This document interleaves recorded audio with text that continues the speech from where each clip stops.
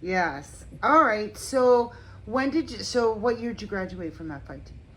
What years, I'm sorry? What year did you graduate from FIT? What years did I'm sorry. Graduate. Oh, it was way back in the, I think I got out of school in about 1958. I Okay. think I was in the graduating class of 58. Okay. And then how long did it take? What was your first job out of FIT? What were you doing? Oh, the first Job. out of FIT, um, it was working as a sketch artist. It was working as a sketch artist for a designer. Um, yes, he would sort of speak what he wanted me to sketch and make a very rough sketch on paper, and I would make a little more detailed thing for him. And this was to give to his assistants in his workroom, so which became my workroom, which was his workroom, and they had to follow that. Okay. And who were you working for? Oh, it was a man by the name of Mr. Clifford. It was Clifford Stark, who Okay. I'm sure has passed away by now. He was a very well-known sportswear designer in those days. Okay. And so then after you did that, did it full what happened after that? Tell us. Oh, after that, I quit. And I quit the first few jobs I had. I then got a job in the bridal market, Okay. and it was called, I think it was called Francis Formals. Okay. And I just was designed wedding gowns. I found out later on that the owner was a friend of my father's, so I had easy entree to it.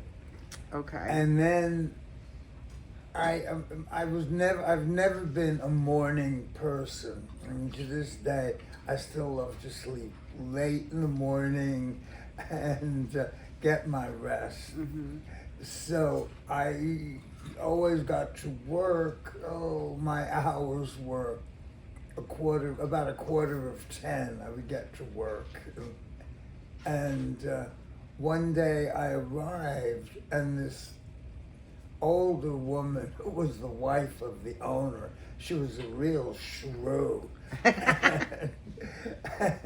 She saw what time I was coming in, and she says, "Martin, you know, this isn't your father's company. This is ours. Why are you coming in so late?" And I said, "No, my dear, that's not late for me. Usually I get in about 11, but I'm doing you a favor. I'm getting in a little earlier." And I said, "You know what? I don't think." Oh, and then, so I worked on my first design, and it was a square-necked wedding dress. And after, of course, I switched from crepe paper to tulle. And when I tripped in the tulle, and she's telling me I had to be in before a quarter of 10, I said, "You know what? This job's not for me. I think I'm going to leave." So I quit that day. And then I worked for various other dress companies, not well-known ones in those days. The first designer I really worked for was Sylvan Rich at a company called Martini. Oh, apropos, yeah? hmm At Martini Fashions. Okay. And I was hired by him, and I also stayed like for a season. A season lasted many months because it was the season of having to design and see that everything was produced properly in the workroom. And little beknown to me, little did I know that he always hired new talent every season. So if you went to work for Martini, you could depend on a season of work. Okay. And I stayed the season, I guess. And I heard I did this fabulous dress, and I loved simplicity at the time and beautiful construction and things of a garment. And I didn't like frou-frou and frills. So I worked on my first few designs, and they didn't have to be approved to go into work. When I say work, I meant to have the sample made. So my assistant draped it beautifully, and to drape it was to work in a fabric called muslin. Mm-hmm. And all workrooms worked in muslin. And that's when they draped it and the designer approved whatever was done in the muslin. And I worked hard, and I loved the movement of the skirt of the dress. It was actually a gown. And I was so proud of it. And then it was cut in fabric, and I loved it. And it moved so beautifully. And we had a fitting model named, went on to become well known, but her name was Roz Ames. And Roz had it on and pranced around to show me how it moved on the body. And I loved it. And anyway, that evening, the man who owned the company, his name was Sylvan Rich of Martini. And he went into the workroom and also admired the dress, but he was sending it up to, I think, a customer of his was that old actress. Huh. Oh my goodness. The memory goes a little at my age now. He was sending it up for approval to, who was that blonde bomb show actress Bo in Derek? those days? Who? Bo Derek? No, No. long before Bo Derek. Okay. It was, Mamie Van Dorn. no, long before her. Betty Grable. Who? Betty Grable. No. Be quiet back there. No, it's confusing me. No, it was the one that was the first sex pot to arrive. Jean Harlow. No. Bridget Bardot. No, the big busty. Not Faye Ray, no. It doesn't matter. Okay, anyway, let's go. He was sending it up. It was for her. And he knew that she liked frill and glamour. So he added feathers, ostrich feathers, to the whole gown and the back, the hem of the gown. And they called to tell me about it because my assistant called to tell me about it. She said, "Oh, Martin, I hope you're not going to be upset." But Mr. Rich came in at the end of the day and said he's sending it up to, anyway, he was sending it up to her, and she would like it a little more than the line and simplicity of it. So he added all these ostrich feathers to the dress. And I thought to myself, no, well, if this is going to get it on her body and she's going to like it, maybe I'll get some press out of it. So I don't know if all that happened because it's so long ago. But anyway, I approved it to go into the sample, to go into production at that time. And I think she chose it. She liked it. Okay. Her name was Mae West. Mae West. Mae West. Wow. Yeah, she was a wild woman. Did you like her? Oh, I liked her. Yeah? She said it the way it was. She'd look at it and she'd say, "It's a fucking pretty dress." And I said, okay, I'm glad you like it. And she kind of went the way of Hollywood at the time. Okay.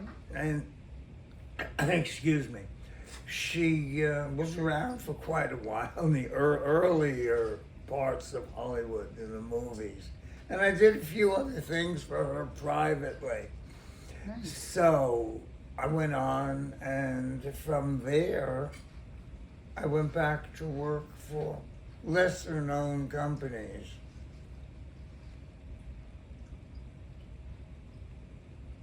I went to work for a company called, in those days, called Vivian Lee, and not the Vivian Lee, who was in Gone with the Wind, of Gone with the Wind fame. But that was the name of the company, and I think it was his wife's name combined with his mistress's name. His wife was Vivian, and Lee, I think, was his girlfriend's name. Oh, okay. So anyway, we did have some straight people in the design industry in those days, and I just went on, and then for years, I worked with other companies or other houses, as we called them, and little beknownst to me, it was very difficult for designers to keep jobs in those days. People were just hiring you for a season or two, and then they always wanted fresh talent because they thought they would get new ideas. So anyway, after a year's time of having perhaps 4 other jobs, I decided I'm going to leave this industry. I'm going to go to Hollywood. I'm going to California. Well, I never got there. I called May, and she says, Martin, the way for you to really get started is on 7th Avenue. Stay there. If I didn't think you had the talent, she says, because I know it's a rough business. I would tell you, yes, come on out, I'll try to get something for you. And I said, no, I've decided to stay. And I did. And that was the beginning of my official career. Okay. So I got a job at that time of the industry, there was something called the junior market. Juniors. It was big business. And it was, the portion, it was for younger women. I'd say the customer in those days was anyone in high school, right up through college.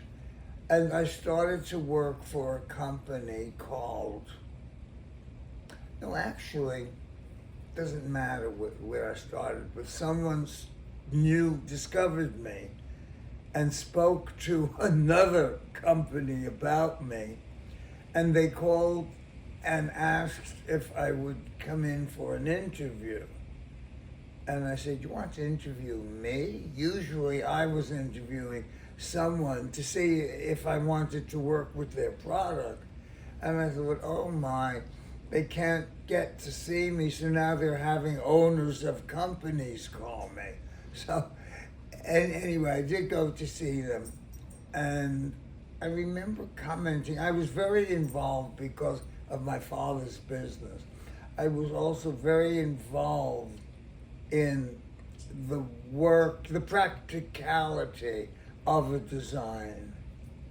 So I went up to see them, and they started showing me the work of their designer at the time. A younger woman named Evelyn. It was Evelyn Sini. God, I remember things all the way back. Mm-hmm. And she had designed a group. She worked her groups all in the same fabric with different looks. And jackets, skirts, tops, pants. And I looked at it and I said, yes, great looking when you look at it on the hanger. But I realized there was something that wouldn't work in the production. I said, what happens when someone needs to adjust the belt? Something, it was impossible. The way the design had been constructed, you couldn't adjust it. There was no room for adjustment. So that was it. Then I continued talking with them for a while. And a day or so later, they called me and they said, Martin, we'd like you to come to work for us. And this was a hotshot junior sportswear company called Abbey Michael. Okay. And I went to work for them. And he said, the reason we hired you was because you noticed you were very aware or astute to the problems of the design. And I said, oh, okay, sounds good to me. Anyway, they offered me the job. And I think in those days, they offered to pay me, maybe it was $200 a week or $250. And I was thrilled. I was so excited. And this was my first shot into big time. you know. Anyway, I stayed there for a while and I put together my first couple of groupings, fabric groupings. And the buyer at Lord & Taylor loved what I was doing. I still remember it. It was combining mohair. No, forget what I said, mohair. It wasn't. It was combining wonderful tweed, Irish tweed, with snakeskin. I found the manufacturer of the belt company I was dealing with for them, whose the company was called Berkeley Belt. And I got all these snakeskins through him because they were using snakeskin for belts, not for fabrics. Well, I found out that the skins had to be sewn together as if they were fur. So then I had to find a fur factory who could sew these things together. I combined chiffon, silk chiffon. It was my first experience of working with that sheer, beautiful silk.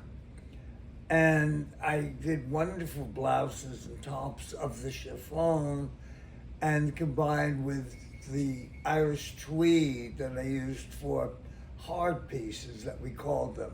It was jacket, was skirt, pants. And over that went jackets that I had made in the snakeskin that had to be made in fur factories because it was sewn like fur, like mink in little strips. And he did that and she loved everything. And she said, well, she wanted to promote my name with the store.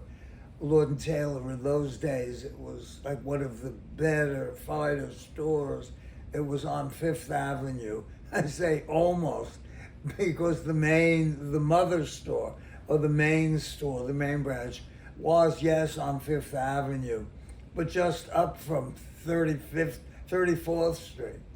34th Street was not the avenue of, or the street of dreams.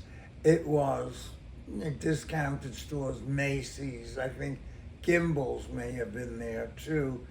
And it was Saks 34th Street, which had little to do with the Saks that was uptown, where in a later date, I did have Fifth Avenue windows. And that was a dream come true. I'm sure. Yeah. Yeah. And anyway, I'm jumping way ahead. That's okay. Do you have any more questions? Other questions? So what year did you meet Stanley? Stanley Platos. Yes. Who was my first partner. I met him, we met sometime in the late, I have to think about it a minute. The 70s. Someone yelled the 70s. My love. 70s. I was 70. You met in the 70s. In the In the 70s. 70s. Yes. I guess, and we started a company called Ross Platos. Okay. And which lasted only a few years. But they were very exciting years. Right. And we ran out of money. We couldn't keep producing all our orders. And that was nice. It was really, they were good. They were beginnings of the wonderful Stanley Platos Martin Ross label that developed later on. So, do you remember what year you basically launched Stanley Platos and Martin Ross? Do you have? Can you remember? Do you remember who your first client was, or do you remember your, My first client? 80s. would have been in the 80s? I don't know. I really don't. I have to go into some of the press books Okay. and look at the dates. Well, honey, look, think about Ted Turner's daughter's dress, Mary Tyler Moore, Ivana Trump, the Kennedys. That was later on. That was really much later on. Okay. That was when the label began to be well known. And What were you designing? Were you designing ready-to-wear couture? What was? ready to wear couture. Okay. It was ready to wear that hung in the couture department. Now that's taking the word couture a long way, because it was the couture department and the stores really didn't know what to do with clothes that were that expensive. So they called it couture, the couture department. But it wasn't real couture, because couture in the dictionary you can look up, says made to order. Mm-hmm. And it was very little that was made to order about it, except to work with some private clientele that every designer on 7th Avenue had. Although the stores really did to that. They kind of tisked it as TSK, because they felt that every private clientele or designer allowed into the showrooms was that client should have been buying it at full retail in the stores. So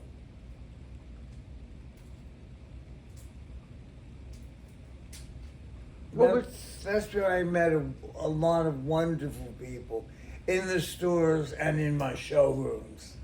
So some of them turned out to be not so wonderful, because even though they were getting the garment at wholesale prices, I'm slowing down because it's getting a little boring remembering it. I'm sorry. Even though they were getting it at wholesale prices, the stores hated it. And we used to hide them and didn't talk about it. So, but they were wonderful years. And I did have clients like Mary Tyler Moore, who actually had this wonderful green satin gown with big poofs going down on one side of the dress that she wore to, I think, Golden Globes. the what? The Golden Globes. Oh, she wore it to the Golden Globes and was photographed in it. And of course, she gave us credit. And she gave us credit. And the buyer called the next day after her picture appeared in the newspaper. And she called the next day and says, "Martin, how did Mary get that dress? So I quickly thought, I didn't want to tell her we made it for her and sold it to her. That would be like another slap in the face to the store. So I said, oh, she borrowed the sample, which was good thinking. And, and it was funny, but it was, she did appear in the paper of the best dressed list. This paper came out with a list of fashions that they considered to be the best dressed. And Mary hit the column in my gown. I thought, oh my God, I was so pleased and proud, and quickly snipped the whole thing out of the paper and put it right in my press book. Did you And, know her personally? Well, only from coming into, then coming to the showroom. And then I got to know her because she came back again for other dresses to wear, but not to galas, just to put into her regular wardrobe. She was lovely and so sweet, you know, and she would bring boxes of chocolates up to all the girls in the workrooms. And she was a delight to do business with or to work for. So who else did you do that for? Anyone else? Did you? Tell her the Ethel Kennedy story. It's Yes, funny. let's hear the Ethel Oh, I Kennedy don't story. know. The Secret Service may get on to me for that story. That's funny. That wasn't such a lovely story. It's funny. She didn't bring chocolates to the girls. And she ordered something for me to make for her to wear to a wedding. I don't know who got married, her son. No, she married Bobby Kennedy. Yeah, but this was not for her wedding. This was for her son's wedding. I don't remember. Okay. But of course, it was a beaded top and wear with a chiffon skirt. And she was photographed in it. And I have it somewhere in my archives. And she was photographed wearing it. And the day after, 2 days after the wedding, her little bedraggled secretary called and asked if she could bring this back. And I said, bring it back. The Kennedys were known. Shh. And the Kennedys were known. Secret Service, you didn't hear me say this. The Kennedys were known because they were Kennedys for not paying for clothes that they got on 7th Avenue. Really? For refusing to pay. And I was warned about her when she was sent up to us. And she, of course, knowing this, I demanded that she pay for it when it was finished, and before in order for it to leave my premises, I wanted the money. So we demanded that it be paid for, and she did. She paid for it, and as I started to say, 2 days or a few days after the wedding, when she appeared in the papers, in one of the gossip columns, and she sent her secretary with a dress saying that, well, it didn't fit her properly, so she chose not to wear it for the wedding, for which she had ordered it to wear, to wear at the wedding, as mother of the whatever, I don't remember whose wedding. Was it son's or daughter's? I have the feeling it was the son's wedding. Okay. Who the hell did he marry? Did he marry Maria Shriver? No. Go ahead. Yeah, just keep going. We All don't right. want to call him. So anyway,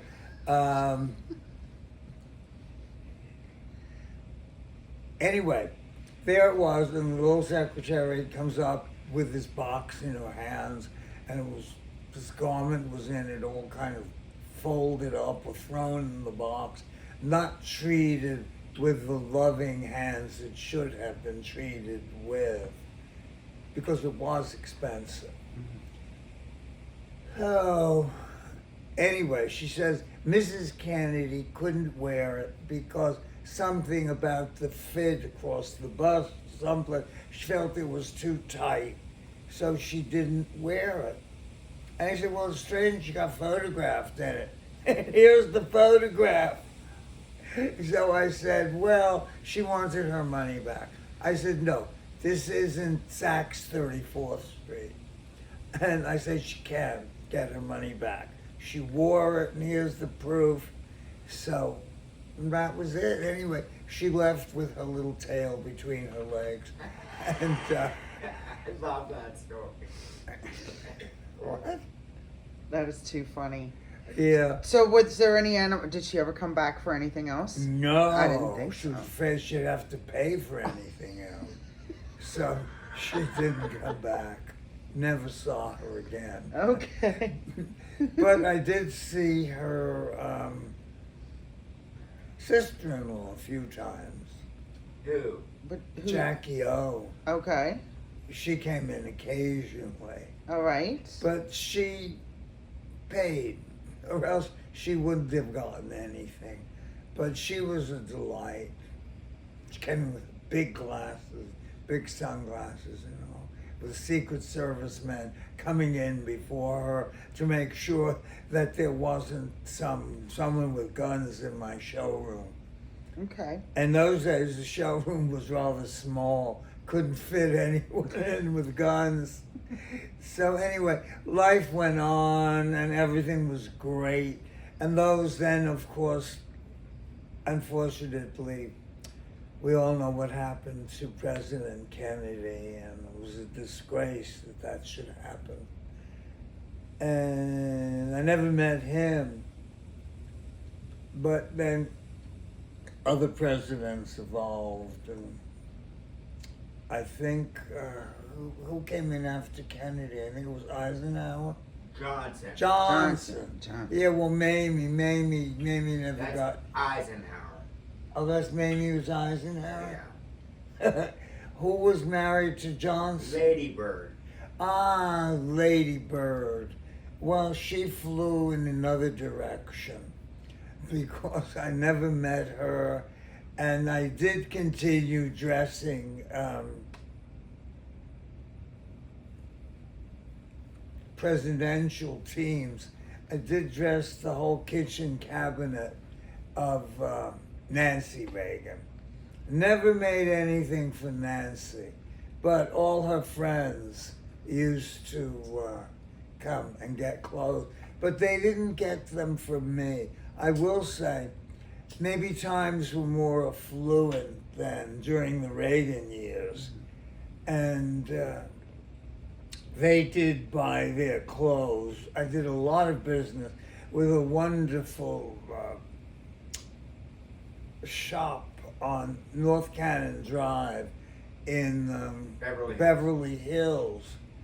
And all the kitchen cabinet, they used to call them the kitchen cabinet because they were all friends of Nancy's, and they would come in and discuss all their fashions and all the things. I did dress most of the kitchen cabinet. Okay. So that would have been in the mid 80s. Okay. Yeah, business was wonderful in those days. And then my clothes were in all the better department stores.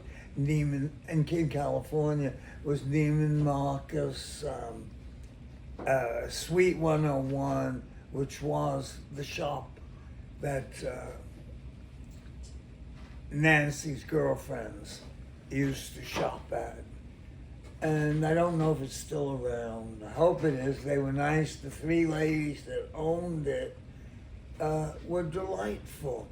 In fact, one of them's daughter married someone who was the head of 20th Century Fox or something at the time. But they were great to deal with. Oh, oops. That's your phone, Mark. Oh, that's my phone. Oh, it's probably Ethel Kennedy's hitman. Who is it? I don't know. Who is this? I'm in the middle. Oh, it's Wendy. I'm in the middle of an interview. Could I call you back in a couple of hours?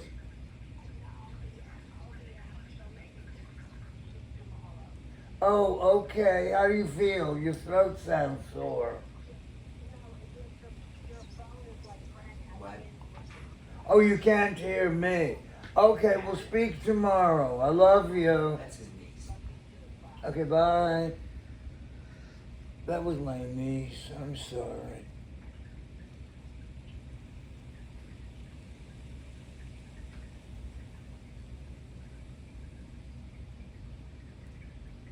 I have so many Andy Adonis wedding night antics. Martin, those are all spam. Don't worry about it. What? They're spam. Yeah. It's a lot, we all get a lot of Oh, spam. Andy Adonis. That's my nephew, my niece's husband. Okay. Yeah. So, okay, so you did the Martin, you did the Stanley Platos and Martin Martin Ross. Ross. So tell us about how Stanley was on his own, sort of, and then you kind of, Well, how you, Stanley wasn't on his own. I mean, or worked, he had his own label and you weren't on the label. Like, Oh, well, explain that to was- us how that, Well, that was at the manifested. beginning yeah. of our business. Stanley had worked for Valentino and Givenchy at the time, and he had wonderful connections with department stores, and not I should say specialty stores. And one day he called me and asked if I'd like. I was working in the sportswear market at the time. Oh, I really have to go back to Bryant 9 Limited. And my name was on the label because I had developed a new silhouette that in fashion was called they called it Piccadilly's, the Piccadilly silhouette.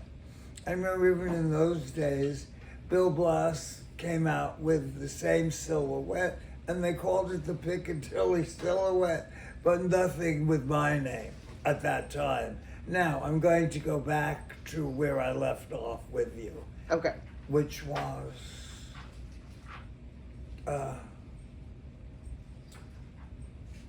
Ethel Kennedy's hitman called you and we no, forgot. I thought that was Ethel Kennedy's man.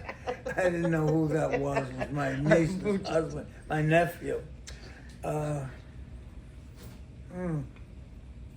this is getting a little out of hand. Do you want to take a break? Do you want to take a break? Or you want to keep going? I want to what? You want to keep going or do you want to take a break? Either one, whichever works best for you. All right, well, let's just talk about the 80s, the designs in the 80s. The designs in the 80s Yeah. were wonderful. You asked about my first partner, Yes. which was Stanley Platos. Yes. And Stanley, as I started to say, Stanley had worked for Valentino and Givenchy at the time, but primarily in the sales department. So he had wonderful connections. He was very personable, and people loved him, and the store owners and buyers, adored him. And he had very good connections to start his own business, and asked me if I would want to leave what I was doing, and that was becoming fairly well known in the sportswear industry, sportswear business. And I was working for, as I said, Bryant 9 Limited with Piccadilly's and going on. And then I went to work for a company called Country Set. Yes, I'm going back to Lord and Taylor was with Bryant 9 Limited. Anyway, So late 90s or 80s.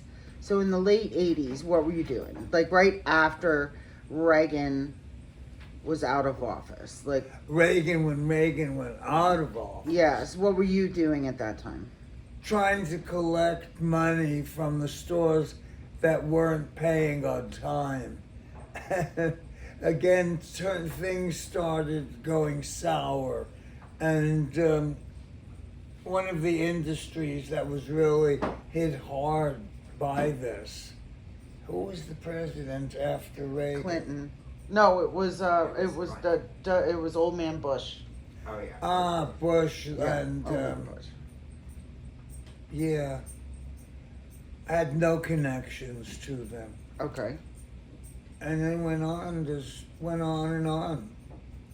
And the industry was affected by many stores going out of business and stores not paying. Money AIDS. became tight. What? And AIDS. AIDS. The AIDS crisis. The what? AIDS crisis. Ah, Do you want to talk about that? oh sure, because that will lead on to my name being on the label. Okay. And it was the AIDS crisis, and designers were dying left and right, and it affected all creative industries. And it was referred to as the gay plague, stupidly. Mm-hmm. And anyway, Stanley had become ill with it. Fortunately, I wasn't, because we had separate lives.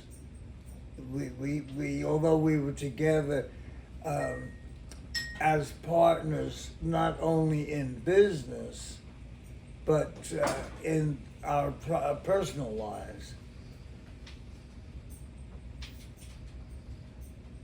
We had an open relationship. Fortunately, I did not become ill during this era. That's why I'm here today with lovely Stacy, sitting and explaining all of this. And my company was getting a lot. We added my name, so it was Stanley Platos / Martin Ross. So my name was added to the label. Someone who I had a lot of press at the times with some of the magazines. One of the magazines that in editorials promoted my clothes said to me, Martin actually through an intermediary with Alvin Friedman Keene, who was the head of his research. He was the head of research at Bellevue Hospital. And I knew Alvin socially. And he had a team in the hospital who was doing lots of research into various things of AIDS, the dreaded word in those days. Said to me, he knew that Stanley was not well, and said to me, Martin, he said, everyone in the industry knows that you did all the designing for the Stanley Platos label. He says, I think it's time, since the little lady in Oshkosh, sorry Oshkosh, I don't know where you are, but Wisconsin? where is Oshkosh? Wisconsin? Wisconsin. Yes. Oh, okay, Oshkosh, Wisconsin. Might not know you because Stanley Platos is on the label. He says, I think it's time that you added your name to the label. So that's when, because we all know that Stanley's not going to get any better. And it's time you add your name to the label. So I did. And that's when it became Stanley Platos, Martin Ross. And that was bandied about. Sometimes it was Martin Ross, Stanley Platos. It was all mixed up. And that's when my name was added to the label. And unfortunately, Stanley did pass away in 1991? Is that what? in the early 90s, I think 1991. Yes, actually. Okay, and so what happened after his death with the label? Can you briefly go into what manifested after Yes. Stanley's death? Yes, well, after his death, I mean, we were unfortunately in an era of downsizing. People were not paying, the economy was not good, stores were going out of business left and right, and the lawsuits going on all the time of designers, small designers, big designers, fighting to get paid. They were not paying in time, they were going out of business. And the other store, I did a lot of business with Lou Latimer in Texas, also Sakowitz, which was in Houston, and Texas was unfortunately hit very hard. And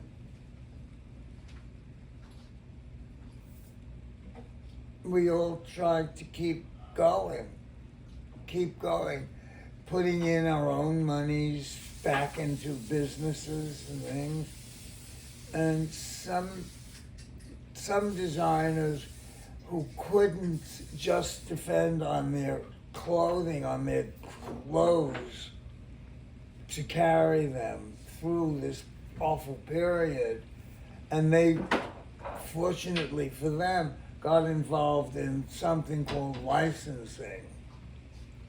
I never did for a number of reasons, which I'll go into in a minute, but we all got involved with licensing, such as Bill Blass, Saskia de la Renta.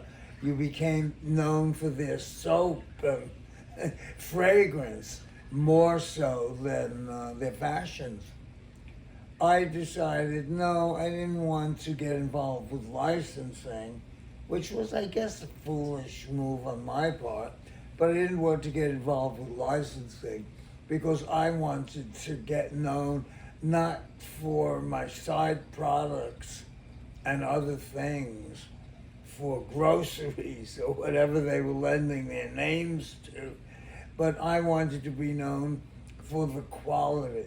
My companies always stood, and my fashions always stood for quality, for timeless quality.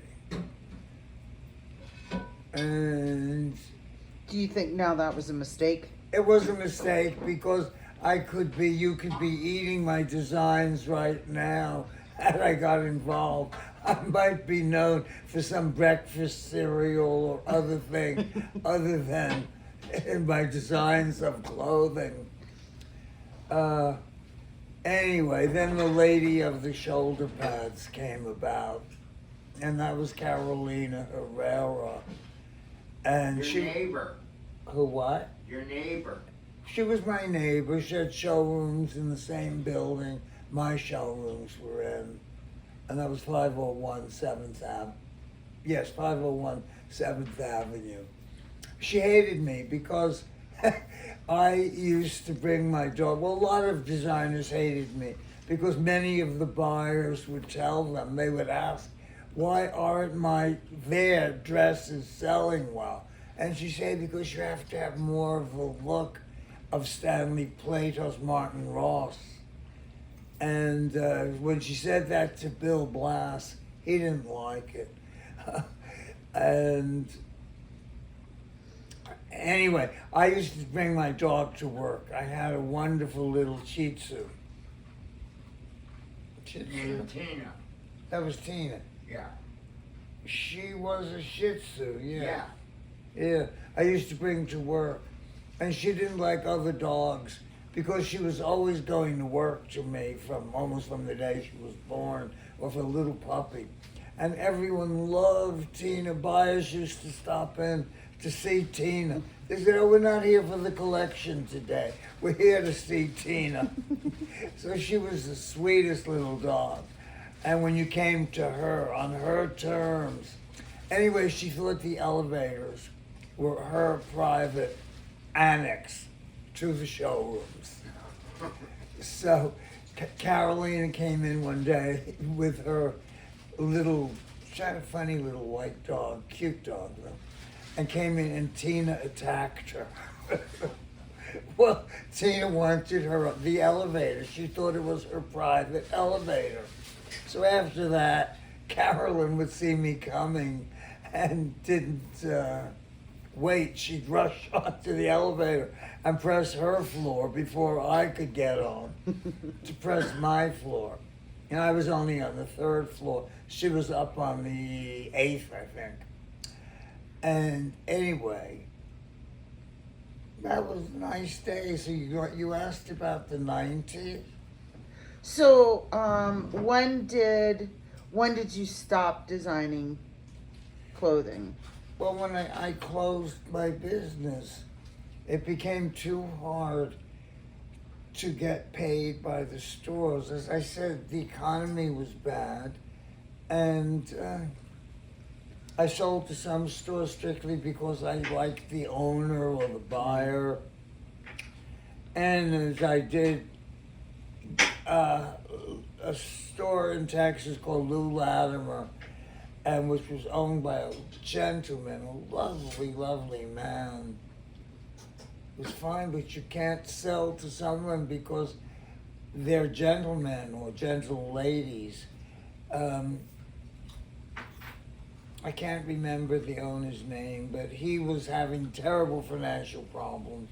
And he came to me and he said, Martin, I do so well with your clothes, and could you just give me credit at the beginning until I reestablish credit with you?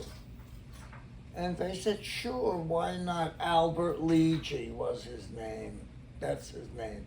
A gentleman, one of the few gentlemen on the avenue. And how did that relationship go? His store finally closed. And no, and he wasn't a gentleman at the end. I couldn't get paid from him. So, went on. And it was too hard. I decided I'm closing my business. I'm not going to fight this any longer. I don't remember who was in business at that time. But it was just around, everyone was waiting for me to die because they thought, well, since Stanley Platos was my partner, that they assumed I would be the next one, I would be ill. But I wasn't. And here I am today talking with you, which is a delight. You're a delight to talk with. So are you. And going down memory lane. So, anyway, I decided I couldn't fight this any longer. So we closed the business after we sold the business, whatever we did at the time. I wasn't involved with the finances, but I had a thief of a financial controller who stole and stole. He bought a boat and something else through my business, and we were having too much trouble. So I said, this is it. So we closed the business, and I moved to France. And I lived in the country in France for about... And you sold what? You sold your homes in East Hampton. Oh, thank you. Yes, I sold everything. I had a brownstone on, actually it was a brickstone, I guess, in Flower Hill, Flower Hill of just below Murray Hill in Manhattan. So I sold that, and then I moved to France. How long were you there? How long was I in France? Yes. 10 years. Not even. Not quite 10 years, more like 7 or 8 years in the country. Did you enjoy your Burgundy, time? In Bourguignon. Did you enjoy your time there? Some of it, and some of it not. I had great difficulty in learning the language I've since discovered that I don't hear that well in both ears. And if two things are coming at my hearing at the same time, I don't hear both. So I had great difficulty learning the language. So on that level, I wasn't happy. But other things, it was beautiful to live there and to do traveling through the French countryside and, you know, through all of France. And that part was beautiful. And I stayed for like, 7 or 8 years. And then I came back and I met the love of my life, who's Daniel Foley, who's now Daniel Foley Ross. And that's him. You might have heard him popping up in the background. Yes. And he's not in the background in my life. He's in the foreground. And I'm now living in bumfuck Pennsylvania. Do you like it? Well, I've stayed here for 10 years. Yeah, 10 years. Do you like it? So, well, I speak the language. So I like it. I've stayed here longer than I did in France. So let me ask you, what do you think about fashion now? Well, And then we'll wrap this up because we're over an hour. So we're over now. we'll be over an hour and in a little bit. Okay. So I just was curious. Fashion sucks today. It's horrible. And what It's what do you horrible. think? People are making clothes like held together with safety pins and things. And, I think there really isn't wonderful fashion anymore. So many of the great ladies that promoted fashion. And Do you think it lacks quality, I think it lacks quality. design? It lacks integrity, it lacks style, it copies everything. Fashion has always evolved from one year to another or from one era to another. And that's all you're getting today. It's what was copied. They copy what was in the 80s. And I see some of these television anchors who years ago were beautifully dressed and well groomed. Today they're bumpkins. I mean, they're not, they don't represent good American fashion. So Do you think that and- good fashion still exists in other? it could exist. Does it still? No, I don't think good fashion still exists because too many of the good people that created fashion are gone. They either Valentino's the only one left. Yeah, Valentino in France is one of the few left. And who else? I had a couple in America here. I mean, Galanos is gone, and this one is gone. Well, Ralph Rucci, who doesn't really create fashion, he's become more of an artist. He creates art. And if a woman buys something of Ralph Rucci, they have to be prepared to stand all evening because it's so overly constructed and overly done. She really can't sit down. So, I don't know. There are still a few people, young people coming up, but they don't know. They don't know quality. They don't know the wonderful construction that there could be in fashion. So I don't think too much of American fashion these days. And I don't even know who's left in Europe after, what's his name got shot. Versace. After Versace was Yeah. shot, the horrors, his Donatella, who was his sister, the horrible things she put together. She came out with clothes that seams were held with safety pins. And suddenly the safety pin became a fashion a fashion statement. She's awful. And she does awful clothes. And anyway, the house doesn't mean very much anymore. And I don't know, people here and there, sometimes lesser known people who are creating some sort of statement. Do you think that there will be, because fashion is not good right now, or not quite what you, the standard you thought it was, do you think there'll be a renaissance of fashion? Do you think that's Well, I coming like soon? to think that there might be, since it does evolve and does go on. I don't know, fashion takes away from other avenues of creation. And I wrote an article about something. It was a press kit release of my last collection just before I closed. It's interesting.